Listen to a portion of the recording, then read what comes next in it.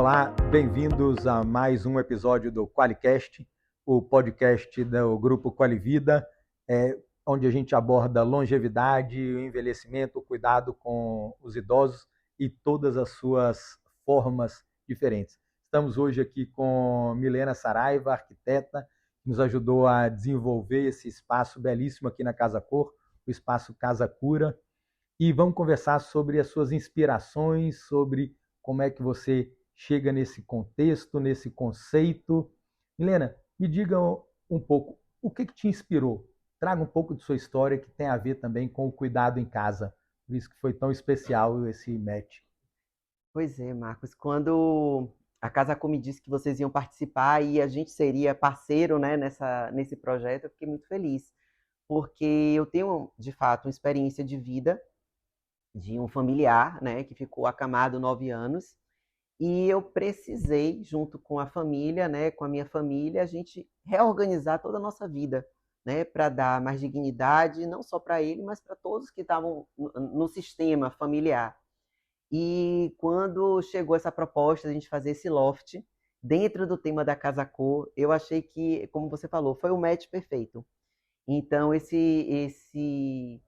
essa forma de pensar na longevidade, essa forma de pensar em honrar a nossa longevidade, os familiares, pessoas que estão passando por um momento de sensibilidade, nada melhor do que a gente trazer a neuroarquitetura, né, e todas as suas vertentes para a gente trazer esse espaço de calma, de regeneração. E, bom, é um espaço lindo que as pessoas têm que vir para sentir. É um espaço para ser sentido, é o que a gente fala aqui Perfeito. direto.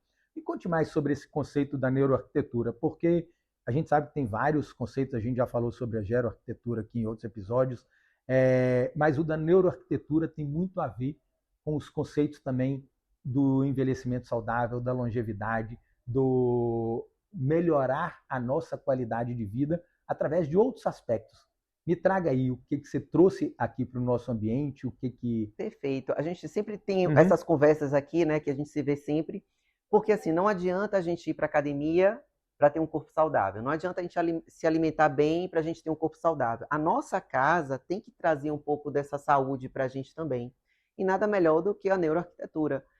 A neuroarquitetura não é nada mais, nada menos do que trazer elementos que propiciem essa calmaria, diminua e equalize a questão do cortisol, que hoje o cortisol é o grande vilão, né? Ele está na falta de estímulo, ele está na falta de memória. Então, assim, hoje ele é o grande vilão de tudo que a gente está passando, conhecidamente, popularmente, como estresse.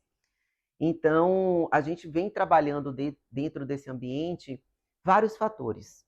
Número 1, a proporção áurea, né? Porque ela é importante para todas as idades, mas principalmente na longevidade, onde a gente vai perdendo alguns sensos cognitivos. Então, a questão de todo o mobiliário ele ser circular, dentro das formas fractais, que a gente sempre fala, né? Que são formas muito, muito vistas na natureza. Então, quando a gente vê que não existe quina, nosso corpo entende que a gente pode realmente relaxar, porque não existe um alerta de perigo. A questão também da biofilia, né? A questão das plantas, das trocas que elas fazem de purificação do ar, do ver o verde dentro de casa, isso é extremamente importante. A questão também de optar por materiais que tragam essa ideia de cura. O piso que usamos aqui é um piso em mármore, em pedra natural. Então, a gente trabalha o dia todo com eletrostática. É celular, é carro, é televisão, é computador. Então, nada melhor do que a gente ter na nossa casa um piso que a gente possa andar durante alguns minutos e ele faça esse aterramento, ele sugue tudo isso de ruim que a gente acumulou durante o dia e despece. E mais? Deixa eu ver outras Esse negócio coisas. do aterramento é muito legal, porque tem É até uma verdade. filosofia do grounding, né, que as pessoas Perfeito. estão crescendo bastante na internet, de você tirar, de você pisar na grama, pisar na terra, e o piso natural faz isso, ajuda a relaxar. E aí um dos principais pilares da longevidade, né, é esse, Perfeito. redução do estresse. Eu falo muito assim, se a gente vai investir, por que não investir em algo natural? Porque ele traz um benefício de bônus disso, diferente de um porcelanato, que muitas vezes é tão caro ou até mais caro do que uma pedra natural. Então vamos honrar a natureza. A natureza está aí para mostrar para a gente que quando a gente ficou resguardado dentro de casa, na época da Covid, como ela se regenerou de uma forma espetacular. Então, nada melhor do que a gente olhar para o que existe, parar de construir coisas tão plásticas e ver o que realmente a natureza tem para nos proporcionar.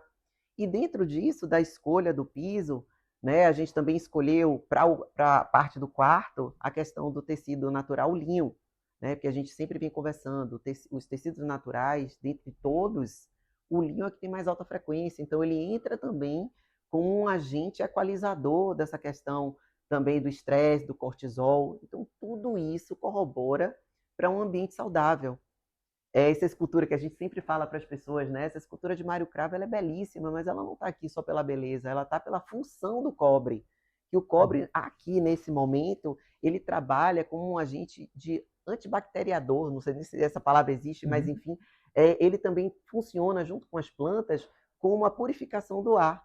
Então, a gente tem vários fatores aqui dentro que nos ajudam dentro dessa saúde, né? À toa que o ambiente da gente é casa, cura, qual e vida. Porque para a gente ter uma qualidade de vida, a nossa casa tem que ter agentes que curam também. Bom, eu acho que são vários fatores, muitas peculiaridades que a gente pode passar aqui o tempo todo falando. No conceito do envelhecimento mais atual, né, já se fala muito do reduzir a velocidade do nosso envelhecimento.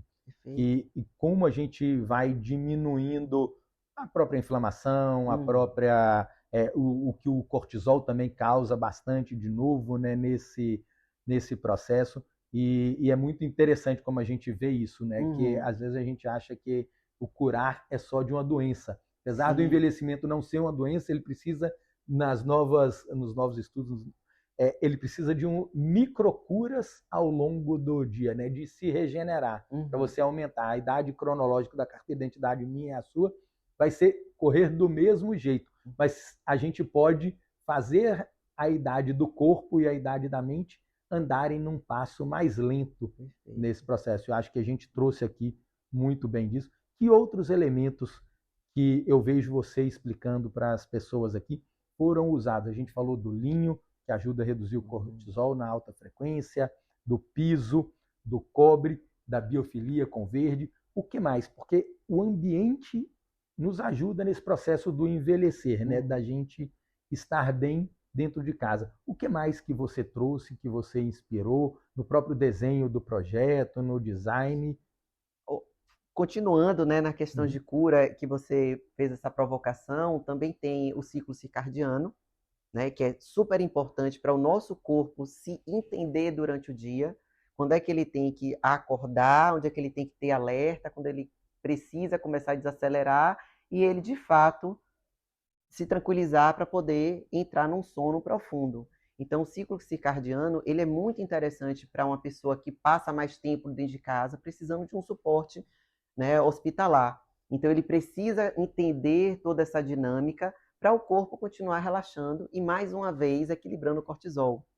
Um outro fator importante dentro dessas escolhas para o projeto foi a frequência que a gente ouve. Então, a trilha sonora, ou melhor, todo o ambiente, tudo foi escolhido de uma forma muito proposital. Nada aqui foi só meramente pela estética.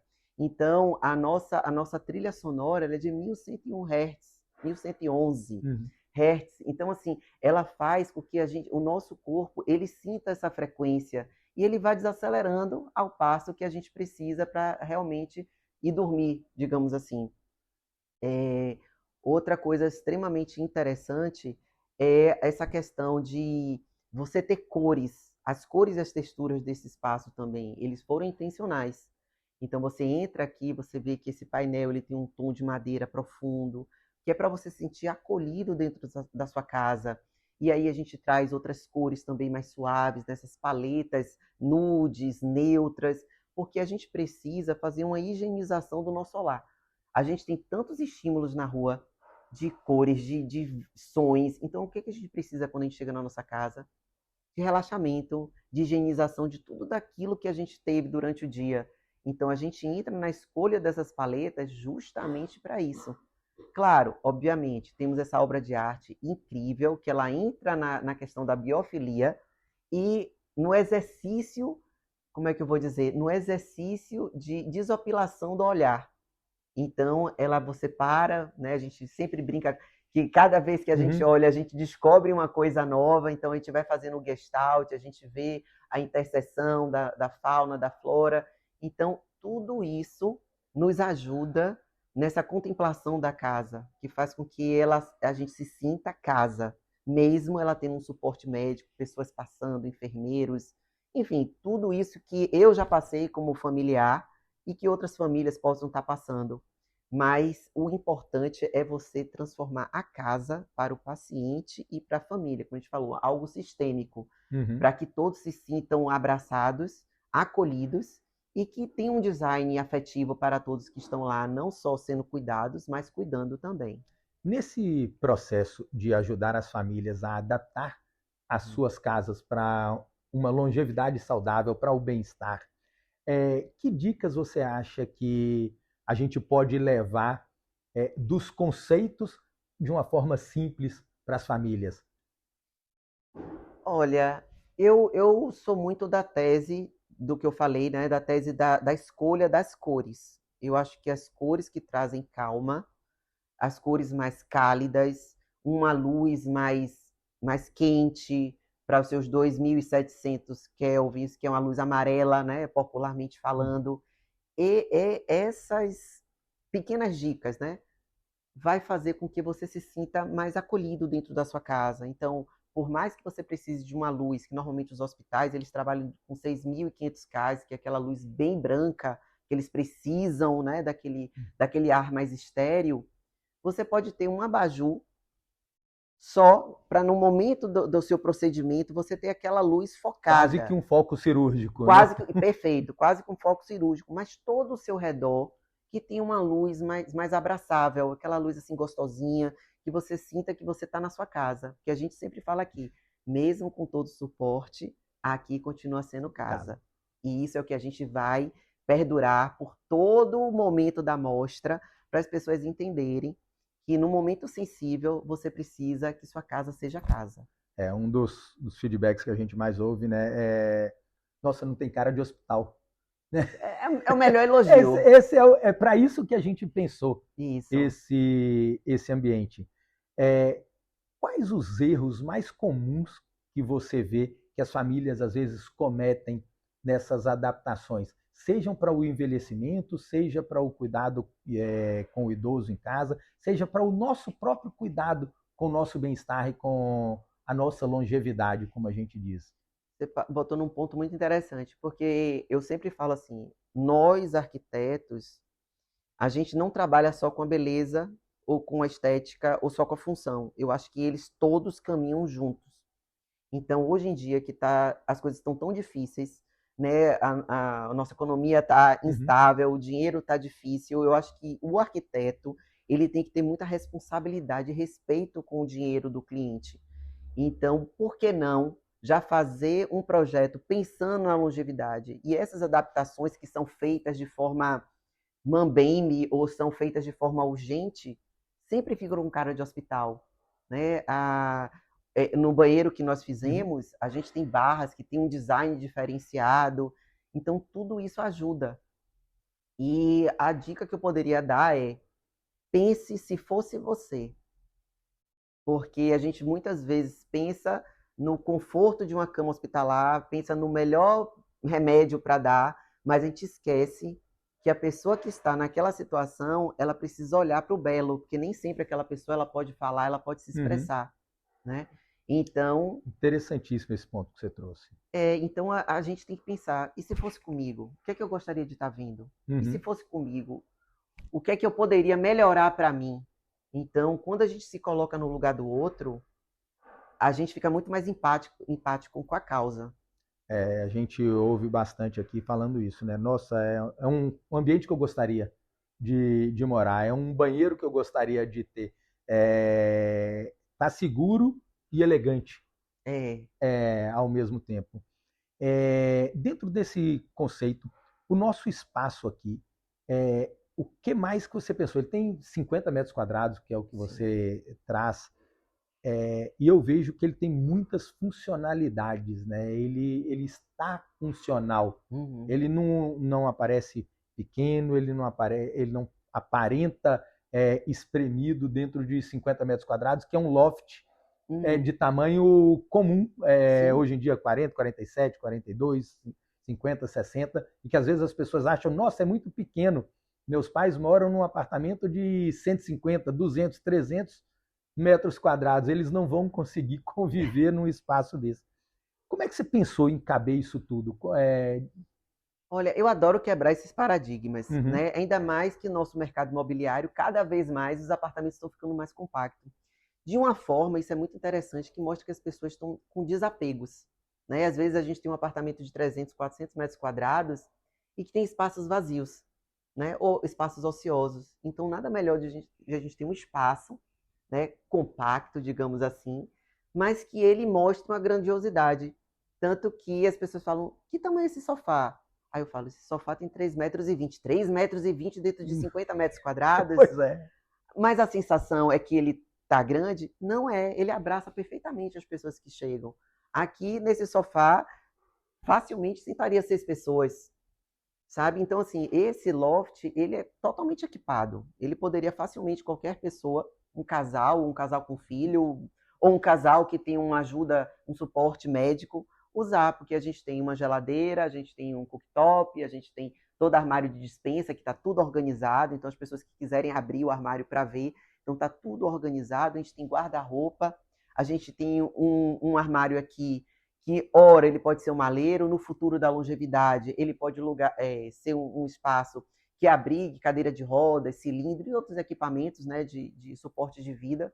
A gente tem um banheiro ótimo, confortável. Maior do que na maior parte dos apartamentos. Exatamente. Uhum. Então, assim, e a gente ainda pensa além. A gente pensa que o piso que forra todo o chão, ele tem esse tratamento antiderrapante que a gente leva também para o banheiro, porque você que trabalha nessa área sabe muito mais até do que eu, que o grande lugar de acidentes da terceira idade é dentro do banheiro. E por que não a gente trazer esse pano do Bege Bahia com esse acabamento, levando... Então, quando a gente faz com que o apartamento ele tenha uma paleta de cores muito consciente, né, a gente faz com que ele aparenta ser maior, muito mais do que é.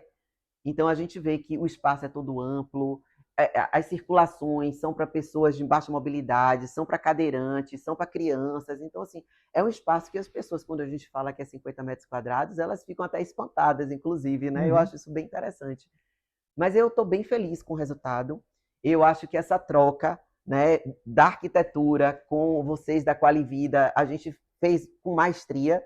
É tão gostoso a gente ouvir as pessoas, nossa, mas aqui é para todas as idades? Eu falei, mas aqui o nosso propósito é pensando na longevidade. Por que não já fazer um projeto lá para frente? A gente tem muito medo, isso foi uma das primeiras conversas que a gente teve, né? Nós temos muito medo do envelhecer, nós temos muito medo de ficar doente, nós temos muito medo de morrer. Mas isso é algo inerente, isso aí todos estamos caminhando para isso. Vamos morrer um dia, vamos envelhecer se tivermos privilégio, e vamos ter diversos desafios ao longo da vida. Né, e por que não a gente já não fazer uma arquitetura que se preocupe com isso? A gente só faz um investimento, a gente não vai ter que, como a gente estava falando anteriormente, a gente não vai ter que ir agora, tem que adaptar e pegar qualquer coisa e fazer de qualquer jeito. Eu acho que esse é o que você trouxe como erro mais comum, né?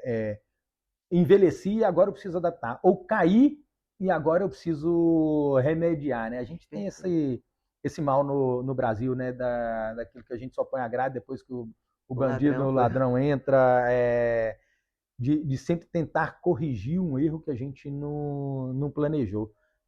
Eu gosto muito do que a gente conversa também, e a gente planeja a casa para o nosso casamento, quando compra o primeiro apartamento, quando compra a casa, quando muda, quando tem o primeiro filho, quando vai para um apartamento definitivo. E a gente, principalmente na hora que vai para um apartamento, na residência definitiva, a gente esquece de pensar nele, nesse processo do envelhecimento. Ok, é aqui que eu quero envelhecer e como eu quero envelhecer. Como é que eu ajudo esse apartamento? A gente estava gravando num outro podcast, num outro episódio, sobre o quanto o ambiente ajuda a permitir que a gente envelheça com mais tranquilidade, com mais dignidade, e até mesmo retardando várias das doenças comuns, desde a demência. Eu acho que você trouxe aqui com a demência e o Alzheimer, com o ciclo circadiano, a síndrome do pôr do sol, né, com a iluminação.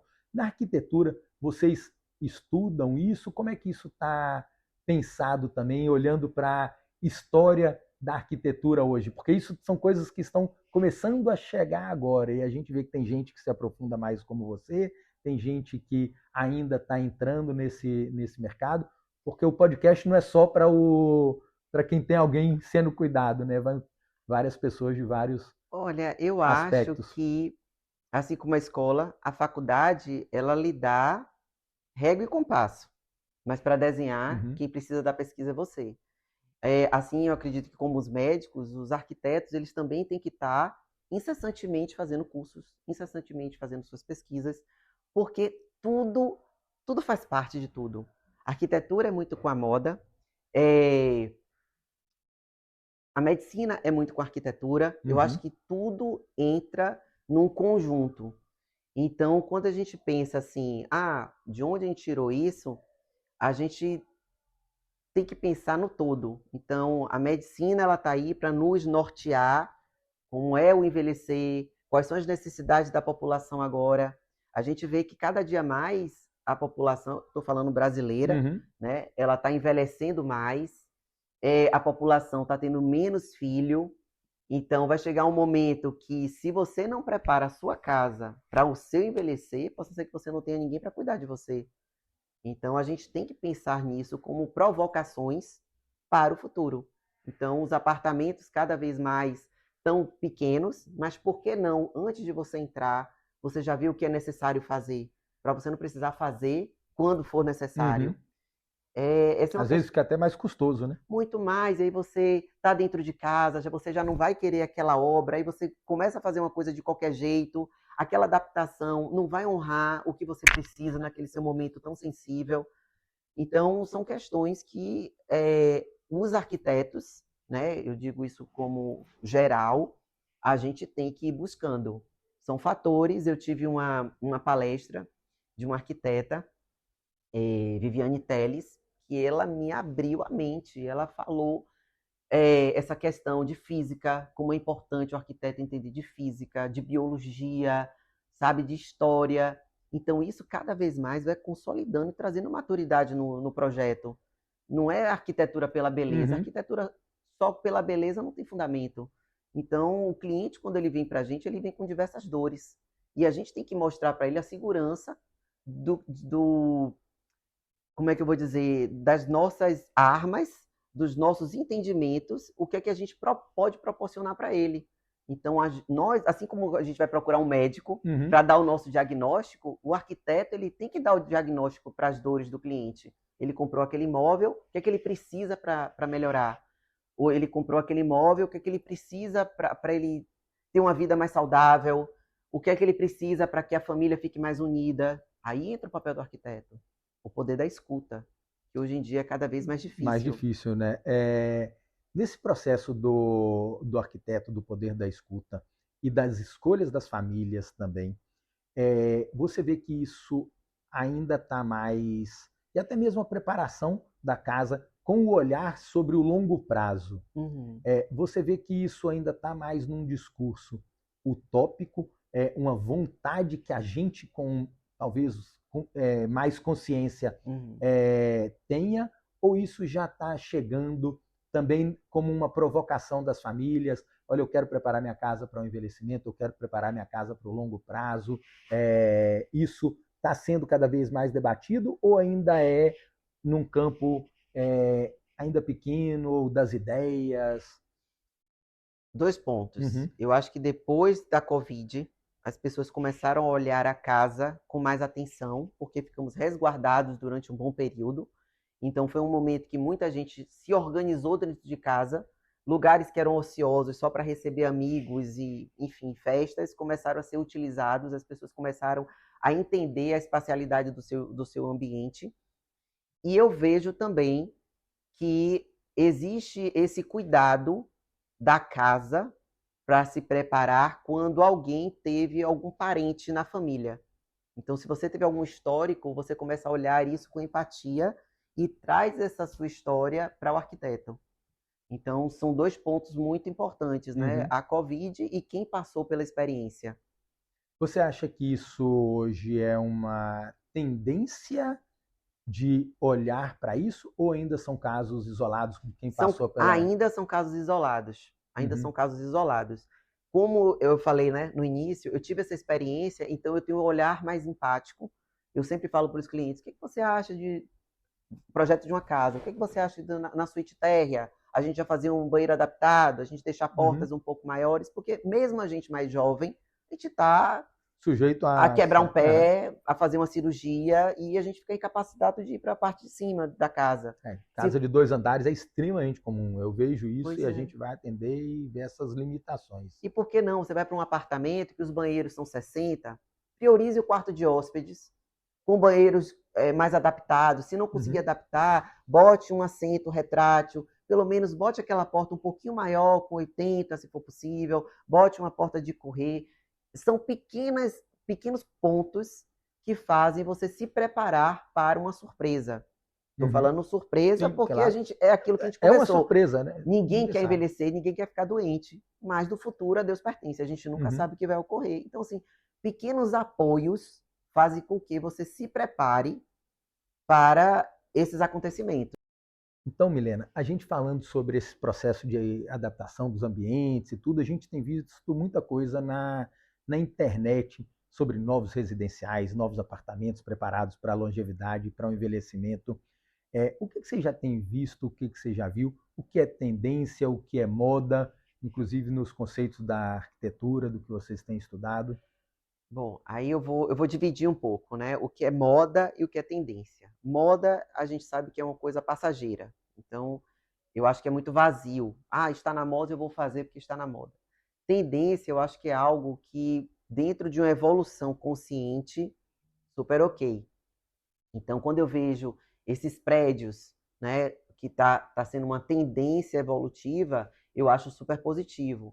Mas eu acredito que esses prédios só funcionem se colocar o idoso que tem um espaço de convivência com natureza, uma grama para ele poder pisar. A gente falou tanto a questão de aterramento, né? Seja numa pedra natural, seja numa grama. Eu acho que tem que ter também um ateliê, uma sala de fisioterapia, coisas que realmente tire ele de um espaço que ele vive, que é quarto, banheiro e sala, né? E coloque ele no espaço de convivência com outras pessoas, que ele se sinta muito mais vivo do que era na época produtiva. Eu falo época produtiva, que é dos 30 aos 50, digamos assim, que nós estamos, né? E o que a gente sempre fala, né? Os filhos puxam a gente para a área de lazer. Eles puxam a gente de uma forma obrigatória para que a gente tenha esse tempo de desopilação. É um sábado, domingo que a gente leva no parque, leva no ar livre. Então, o filho, ele tem esse grande papel que muitas vezes, por a gente gostar e se empenhar tanto do que a gente faz, a gente esquece, a gente negligencia essa parte, né?